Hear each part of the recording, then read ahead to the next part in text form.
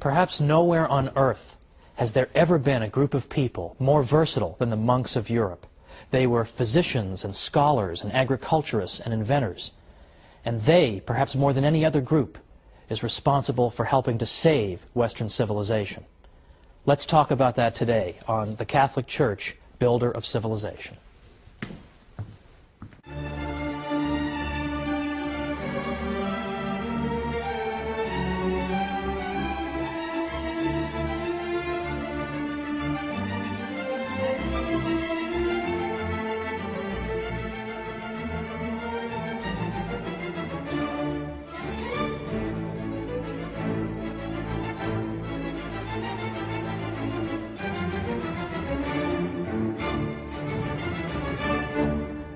Welcome once again to the Catholic Church, Builder of Civilization. I'm Thomas Woods. Today it's the monks who helped to save Western civilization. Now there's a small publishing industry out there of books called How So-and-so Saved Civilization. This group saved it, and that group saved it. The monks deserve this title, ladies and gentlemen, the monks. Even the Irish, who are sometimes credited with saving civilization, did so in large part because of their monks. Who were these people, after all? They were monks. Well, I don't want to assume any prior knowledge.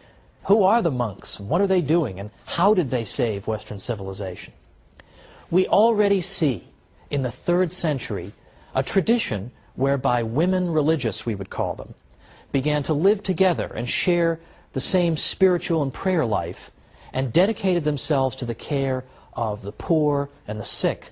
So it's very easy to see in that the tradition of convents and the life of the nun. Also in the 3rd century we see a tradition among men to be hermits. The hermits were people who forsook everything, who pursued absolute solitude in order better to commune with God and to hear Him and to pray to Him. St. Anthony of the Desert in the mid-3rd century was a classic example of this. He lived to be over 100 years old, and he went out into the deserts of Egypt. The hermits typically lived completely alone. They would gather on Sundays to worship God, but otherwise they kept to themselves.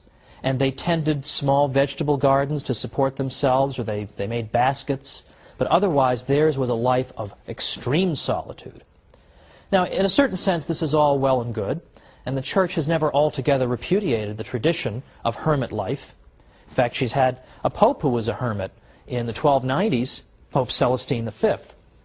But right away, there were critics of the hermit's life, because the hermit, who lived apart from anyone who could provide him spiritual guidance, sometimes engaged in spiritual practices that were, well, rather questionable. Some of them engaged in, shall we say, penances that were exaggerated, or some of them would go out of their way to wait until food rotted before they would eat it. And this type of thing would go on, and a good many Catholics began to argue that this is not a healthy thing. This is not what God intends. This is not what Christ is calling you to. For example, in the Christian East, St. Basil the Great repeatedly said that the life of the hermit is not the Christian one, ideally, because what we should be doing is living among our fellow human beings, ideally. That would be the best solution. The monks should live in solitude, but in a sense a kind of communal solitude, with other monks, with other people who have in effect retreated from the world. Now it's important to understand the monks are not saying that the world is evil, therefore we retreat from it, or that spaghetti and meatballs and an ice cream sundae are all evil, so therefore I want to deprive myself of them and eat more simply. To the contrary, because Catholics believe in the goodness of the created world, what the monks are saying is that the world is wonderful, it's a great thing, it's filled with a great many delights, and that's why it's such a sacrifice for us to give them up to show how much we love God. One of my friends has sometimes explained it this way: it's one thing to bring flowers for your wife. It's quite another to bring her flowers on a rainy, miserable day, when she knows it was just an unbelievable ordeal for you to get those flowers and get back in the car and keep the vase from spilling over in the car. I've had plenty of experience with this, folks. This is exactly why the monks made sacrifices, to show how much they loved God. In the West, it was a man named Saint Benedict who argued that we need to have monks who live in a single place, and they live together, and they have the same spiritual regimen, and they live under the authority of an abbot. St. Benedict composed something called the Rule of St. Benedict, which was in effect an outline for how a monastery should be run. He wrote this around 529, and with the passage of time, this became the model for organizing monasteries. A monastery, of course, is where the monks live. And St. Benedict argued that the monks should live penitential lives, it's true, but not lives that are so penitential that it would disrupt their spiritual lives. We don't want that. We want them to live at the material level of about the average Italian peasant. That would be acceptable. They should get adequate sleep. They shouldn't do too much physical labor. They should be moderate in all things. Physical labor and prayer and study, and nothing out of moderation. The monasteries in Ireland were quite another story. There, the model, in effect, was working 14 hours a day, doing back-breaking labor, and then coming in and praying all the psalms. And this, it seemed to St. Benedict, was just too much, that you couldn't live a healthy spiritual life if you were being that rigorous with your physical body. Now, it should be mentioned, by the way, that the Irish monasteries attracted people from all over. They couldn't house them all, so they must have been doing something right. But this was St. Benedict's model. It was flexible, and it seemed to understand human nature very well. And it turns out that St. Benedict and his monks played an essential role in saving Western civilization at a critical moment and building up important parts of it. And yet, I will never forget, in my days as a professor in New York, after telling my class all about the monks and all the things they had done, I actually had a student say to me, "That's very interesting. Are there any monks today?" Well, that's just depressing, right? That she didn't even know there were still monks today. And so of course I told her, not only are there monks, I've got 1,000,000 friends who are monks. I realize that's perhaps somewhat unusual, but I have a great many friends who are monks. And let me tell you something, living in Manhattan as I did while I was getting my doctorate, you find that just about anything can go on in Manhattan. Nobody cares. Nobody's looking at you. You can have a weird haircut. Nobody cares. You could be on fire. Nobody cares. But I had a friend of mine who was on his way to becoming a monk. He hadn't taken his vows yet, and he came and visited me in his habit. And we went out for nachos at a local place. And I'll tell you, people will look away at anything, but if you're having nachos with a monk, they cannot take their eyes off it, apparently. This is just a bizarre sight, even for Manhattan. So, unfortunately, the monks don't have the high profile they once did, but they deserve our respect. Because, after all, what did the monks accomplish? Well, for one thing, apart from just copying texts, which we all know they did that laboriously, but they also did a lot of physical labor. For example, they cleared and reclaimed all kinds of land in Western Europe. Because what often happened is that people wanted to donate land to the monks as a good work. That's wonderful. Look at what I'm doing for the monks. But people would typically give the monks really crummy land. They want to help them, but they don't want to help them that much. So the monks often found themselves having to deal with land nobody really wanted. And a lot of times it was swampland. In those days, I mean, obviously a swamp has no value. It's just a source of pestilence. The monks would dike and drain the swamp and make it into fertile land. And a great many experts on the history of agriculture in Western Europe have said, for example, we owe the agricultural restoration of a great part of Europe to the monks. Another one said, wherever they came, they converted the wilderness into a cultivated country. They pursued the breeding of cattle and agriculture, labored with their own hands, drained morasses and cleared away forests. By them, Germany was rendered a fruitful country. And finally, every Benedictine monastery was an agricultural college for the whole region in which it was located. The monks introduced crops and industries and production methods that people hadn't known before. And they weren't afraid to work with their hands at a time when manual labor was looked down upon and despised. The monks were inspired to engage in physical labor because they knew, for one thing, that when you engage in hard physical labor, this can be a great form of penance and an opportunity for the mortification of the flesh. So sure, they were thrilled to work with the swamp that nobody else wanted to do. So at a time when you were despised for doing physical labor, the monks in effect made it something honorable.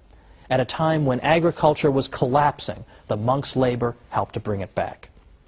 The monks were involved in rearing cattle and horses, brewing beer, raising bees and fruit. And all over Europe they introduced essential aspects of local economies. For example, in Sweden, it was the corn trade that owed its existence to the monks.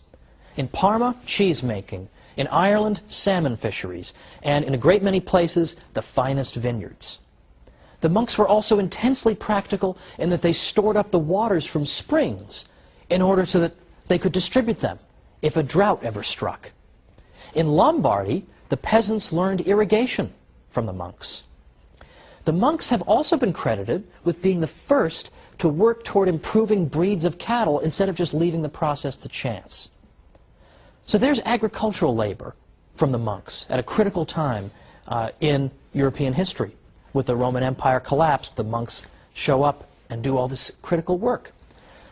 Beyond that, the monks pioneered in machinery and mechanization. The ancient world of Greece and Rome was not particularly heavily mechanized, but Europe of the Middle Ages changed all that.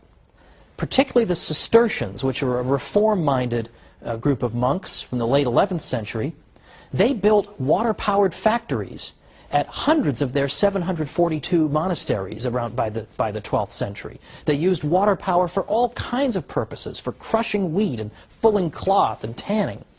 Far more mechanized were they than anything that had ever been seen in Europe up to that time. They were also great metallurgists. They used the slag from their furnaces as fertilizer. So they were constantly thinking of practical things they could do for the life of Europe. And they instructed Europeans as to how they themselves could do these things. They were also technologically advanced in practical things like clocks. The first clock we have any record of was built by the future Pope Sylvester II in 996, but much more sophisticated clocks were built in the 14th century. But it's not just clocks, and it's not just agriculture. It's charity and education and inventiveness. All these things we're going to look at as soon as we come back from the break. So join me after the break, and let's talk more about these monks.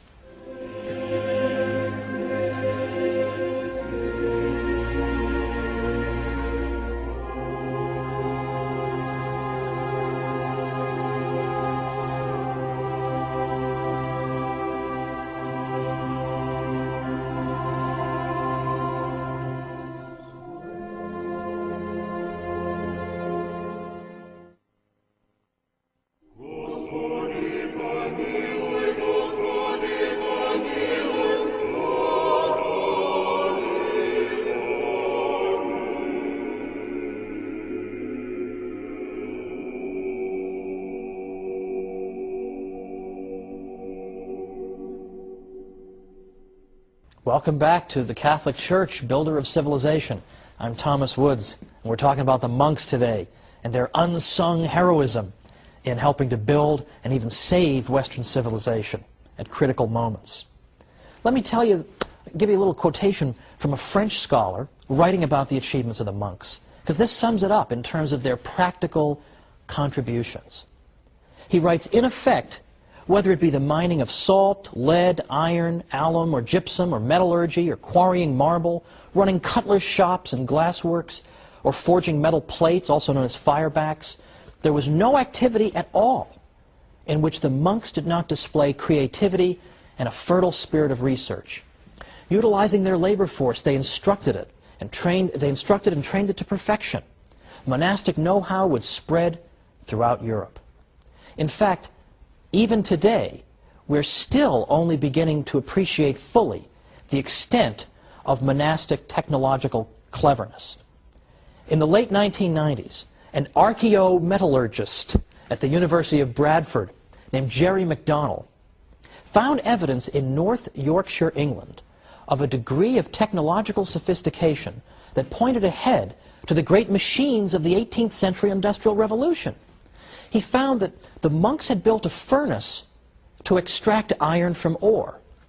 Now, in the 16th century, which is when the period that that MacDonald is looking at, 16th century England, the typical one of these furnaces in the 16th century had not advanced very far over its ancient counterpart. It was very inefficient. The slag, or another word for the byproduct of these primitive furnaces, had a very substantial concentration of iron in it, because they couldn't get to high enough temperatures to get all the iron out of the ore. So the leftover still had a lot of iron in it.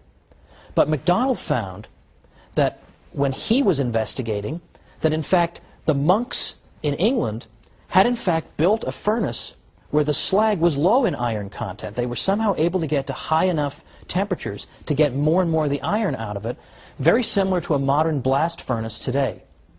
So MacDonald says the monks were on the verge of building dedicated furnaces for the large-scale production of cast iron. This is the key ingredient, perhaps, that ushered in the industrial age.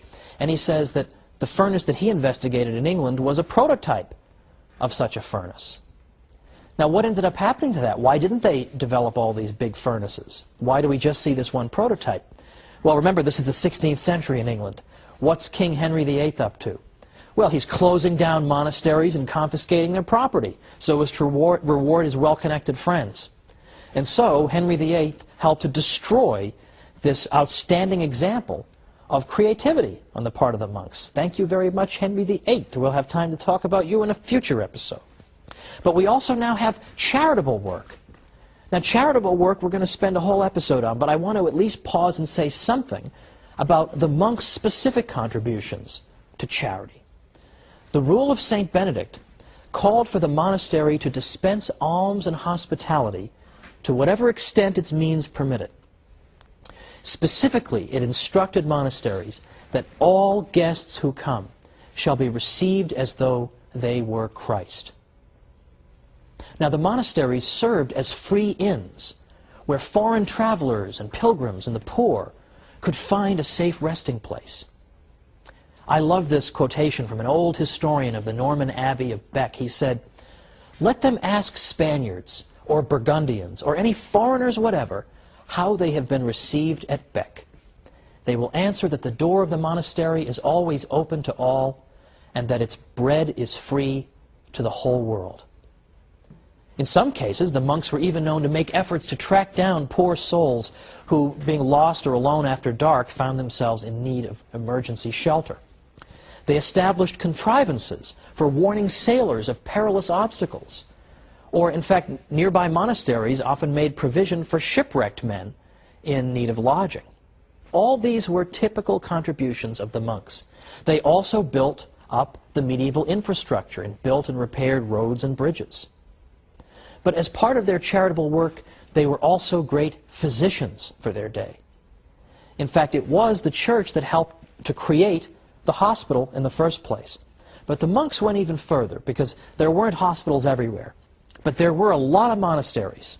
And initially, the monks provided medical care to their fellow monks. But as time went on, they realized that they possessed a critical skill that local townspeople also needed. So oftentimes they would go out into the local towns and seek out sick people who were in need of their medical care. Again, I would say that's a fairly unsung aspect of the monastic contribution. But in addition to being great physicians and agriculturists and inventors, they were also great educators. St. John Chrysostom tells us that it was already in his day, around the 4th century, it was already customary for people in Antioch to send their sons to be educated by the monks. St. Boniface established a school in every monastery he founded in Germany.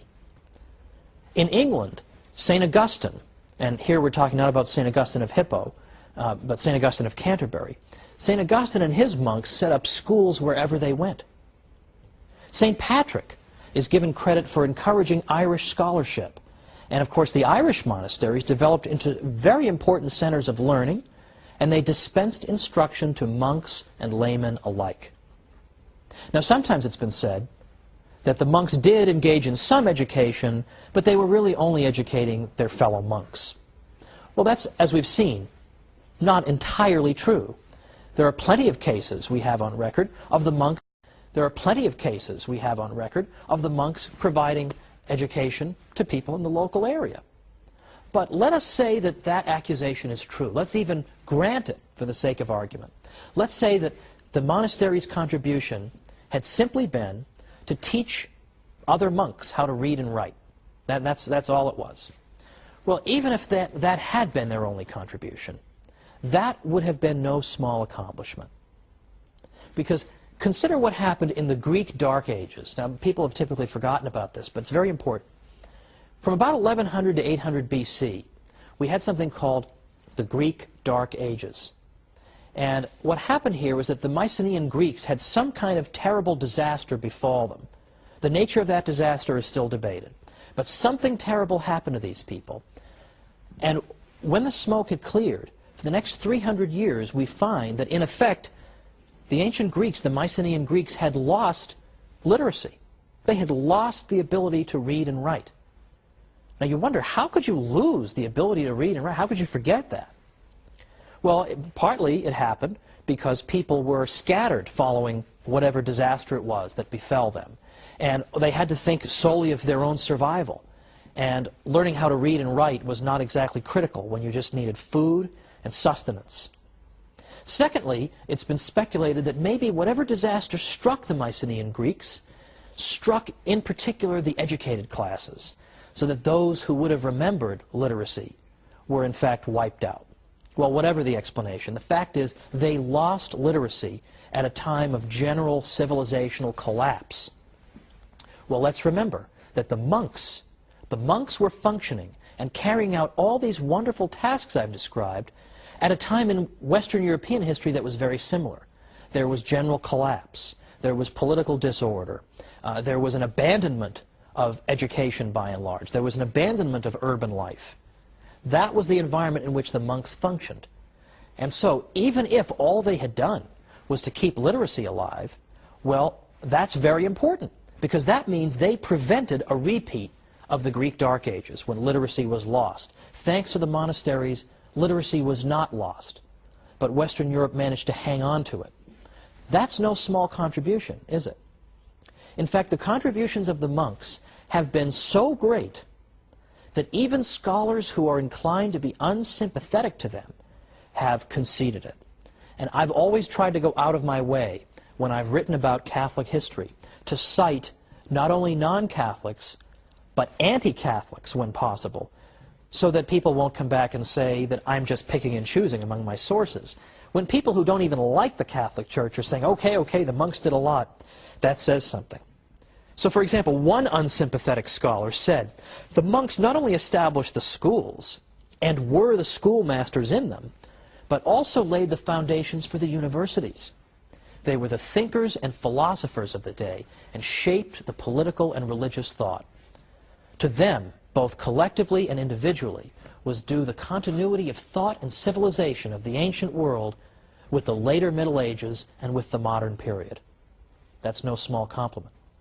A century ago, another historian said, it was the monks, and they alone, who carried to a successful issue the tremendous undertaking of mollifying the rampant invader, softening the rudeness of his manners and the harshness of his spirit, familiarizing him with the restraints of Christian morality, and bringing home to him with convincing power the necessity of observing the fundamental principles of law and order, instructing him in the use of arts and instruments of industry and social progress, in a word, of assimilating, civilizing, and Christianizing 20-odd barbarian tribes, many of which, by the way, were very impressed with the morality and the conviction of the monks. They were very moved by their witness.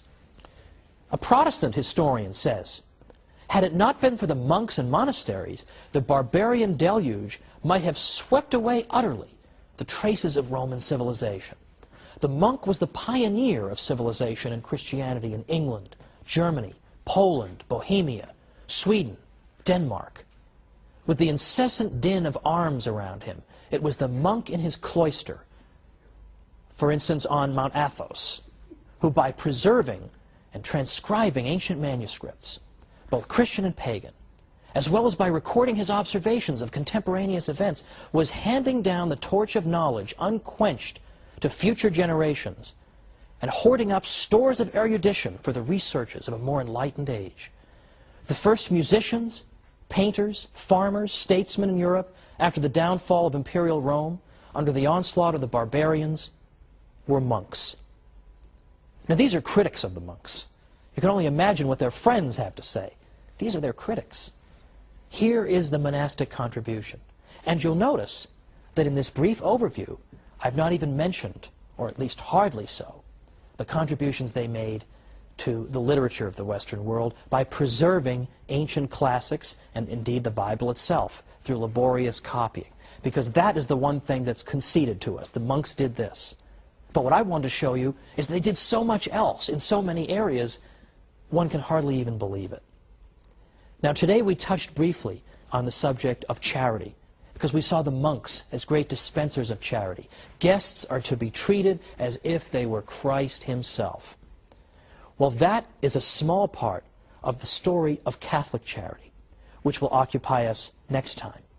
Catholic charity is one of these areas in which people will concede the Catholic Church has done wonderful things.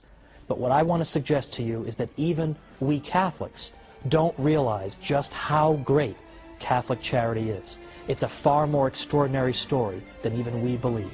So join me next time on the Catholic Church, Builder of Civilization. See you then.